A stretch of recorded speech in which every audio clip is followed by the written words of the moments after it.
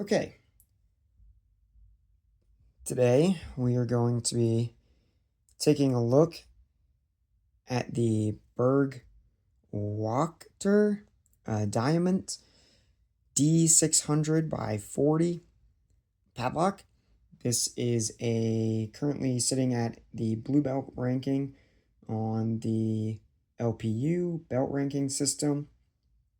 And first off, it is a gorgeous looking lock. The fit and finish on it is very nice. I enjoy the brass. It's got a number of stickers on it from the factory that are, I don't know, it's kind of a nice touch to put those on there.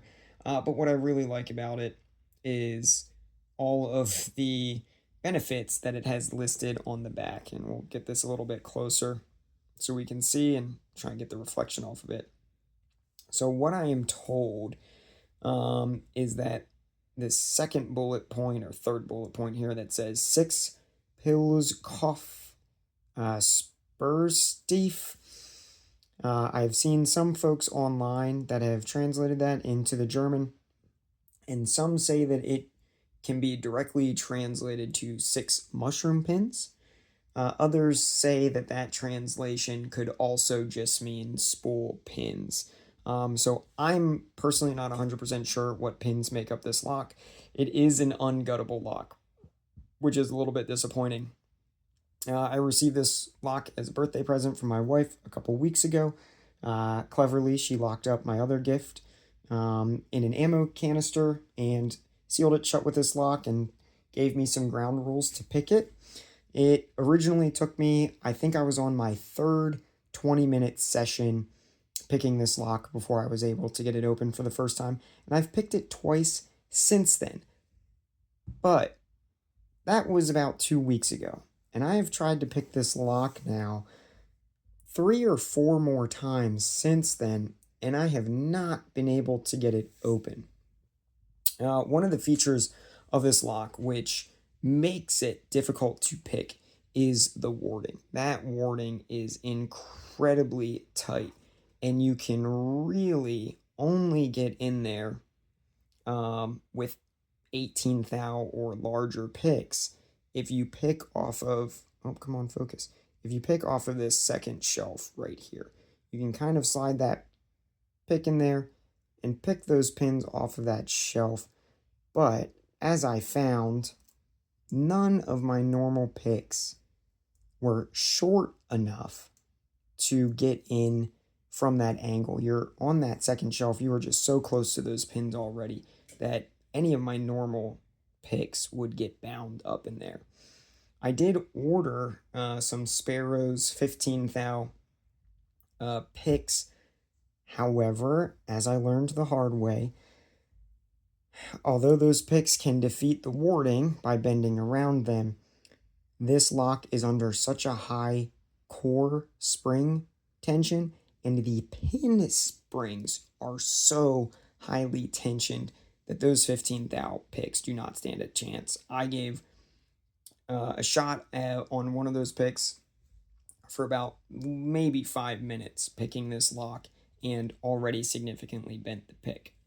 So the pick that I was able to get this lock open with every time so far is one of the first picks that came in a sparrow set that I got many years ago and never used it. I never had a use caseage for the half diamond other than zipping some very basic locks open.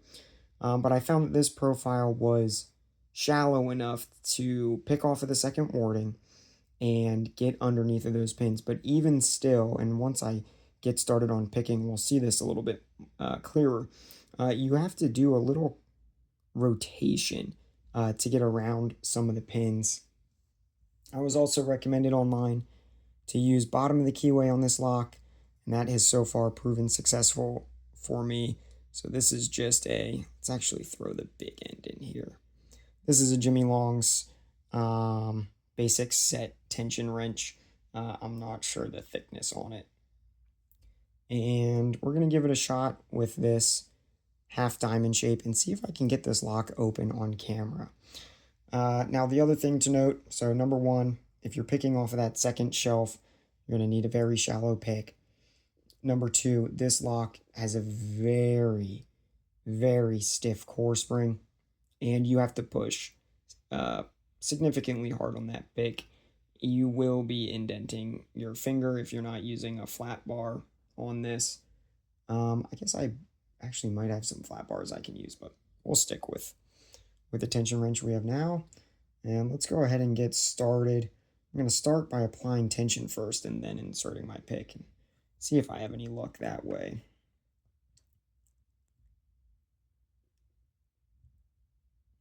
And I apologize, I'm not as good commentating my picking while I'm doing it, especially on locks I am not proficient with yet. Alright, so that pin's binding. Can I get it? And I believe in my other attempts to pick this lock, I've really started to bend this sparrows half diamond. They just cannot stand up to the tension that you've got to put on them to set these pins. I don't think that was set. That was just a pin dropping.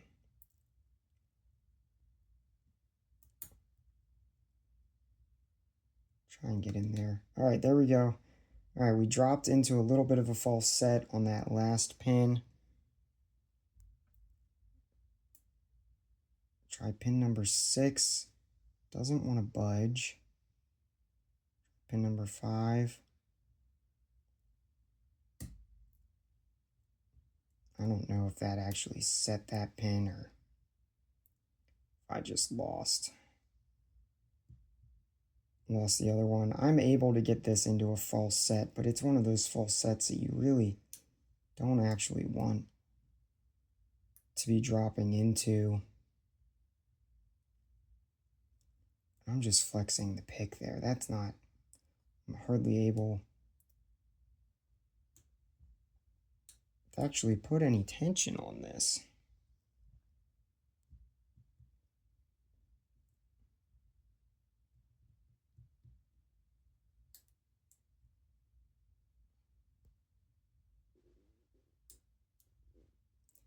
The other difficult thing with this lock, which other locks with high core tension, or core springs rather, suffer from this as well, is sometimes if you think you're getting counter rotation and you ease off, just the core naturally wanting to spring back into its resting position will kind of trick you into thinking you did actually feel counter rotation. God, I did not like that sound.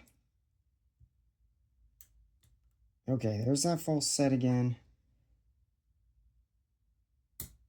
Alright, that felt good. I don't think anything dropped on that one. Alright, let's check. See if I can see in there. One feels good. 2 good. Nothing on 3.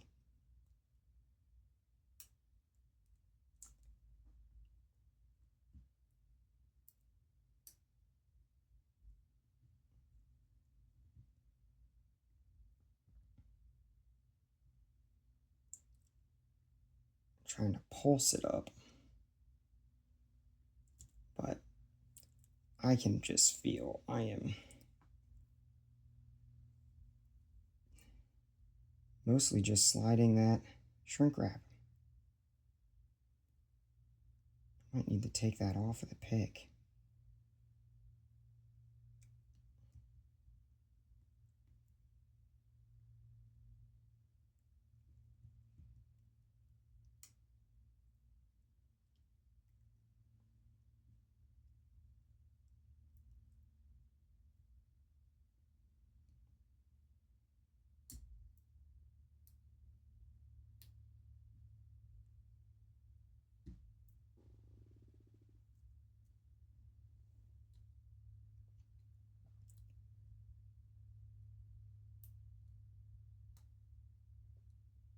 Now, when I was first picking this, I had no idea what I was encountering, one of the rules that my wife gave me was that I was not allowed to look up the lock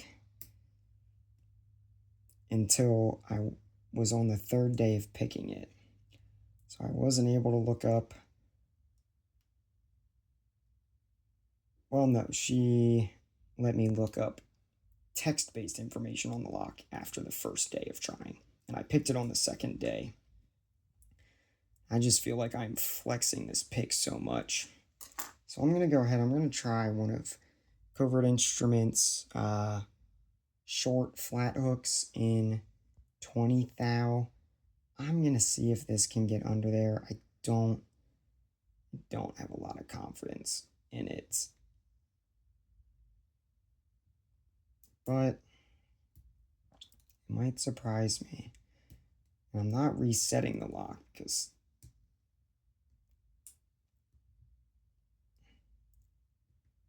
all right, so I'm doing that twisting motion there to try and get around some of those pins. I can kind of get around there, but not really. Really got to stay right on that second warding shelf.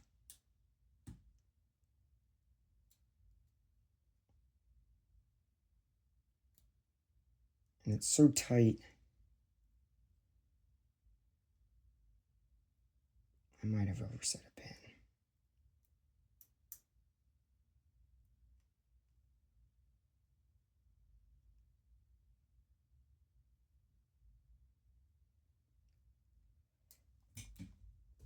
It is so tight, it is incredibly hard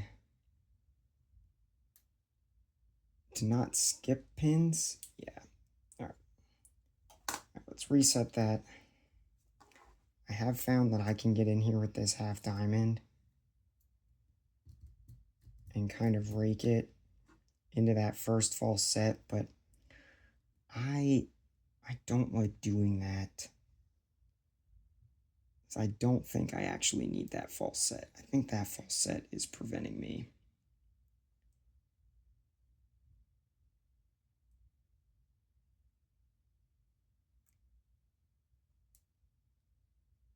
from getting the rest of this. Keep my tension on high.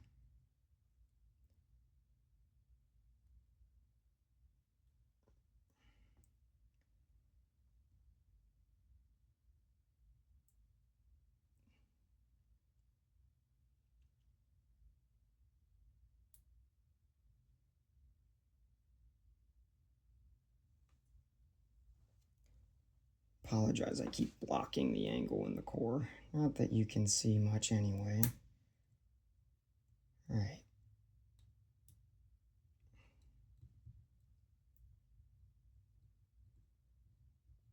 That pin feels good. That pin feels good.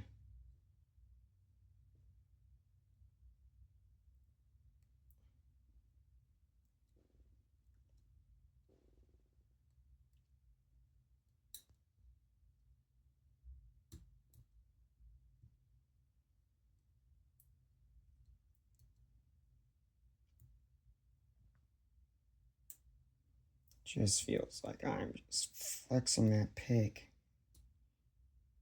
and not actually getting movement to translate to the pins.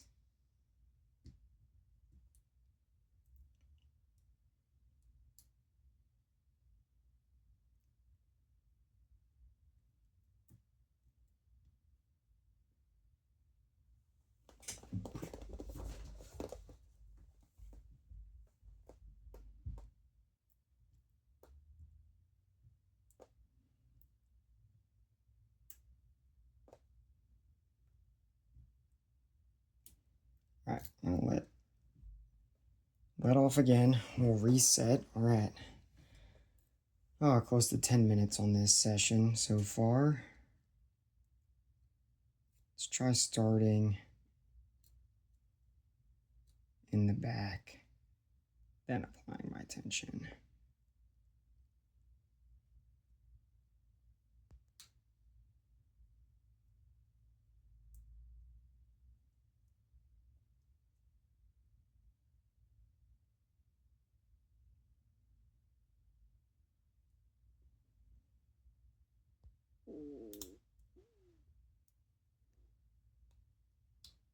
Okay. See, now that false set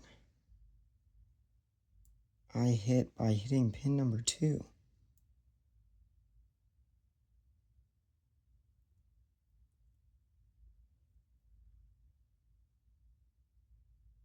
And normally, that other false set I was getting was on like 5 or 6, I think.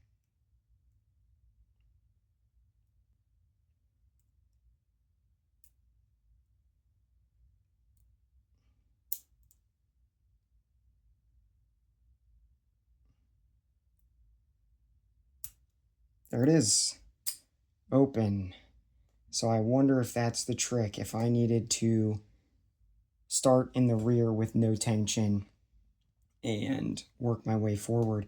I think I was getting that false set that I was getting stuck in by setting or at least touching those pins of 6. I think it's pin 6 that when I would just kind of quickly try to rake it into a false set. But that time I definitely, oh yeah, and there's such a high spring tension on it. If you shake the lock at all, that core will rotate right back into its original position. It does use a lever mechanism, or I don't know the proper term for it, but it is not a ball bearing locking mechanism. I don't know if this lock is able to be shimmed. Oh, we'll go ahead and close that. Now that we were able to get that picked, feels nice after such a long time to get that picked. Let me go ahead and grab the keys for this lock. Take a look at the bitting on them. So we've got that first pin is actually pretty low. Might be a 0 lift. I touched it momentarily, I think, on that last pick, but not too bad. It is a very smooth key to insert. It's very nice. Very nice action on the lock as well. I think I'm making it slightly worse every time I pick it, but that's what happens with locks that you use. They get a little bit crunchier every time you pick them, and sometimes their binding order can even change on you, but that is the Burg Wachter D600 Diamant. Very fun, challenging lock that throws, I think, a lot of unconventional challenges at you. And it was a fun lock to develop some new skills on. I was able to learn how to use a new profile of pick that I don't normally get, and I really enjoy this lock. Thank you for watching.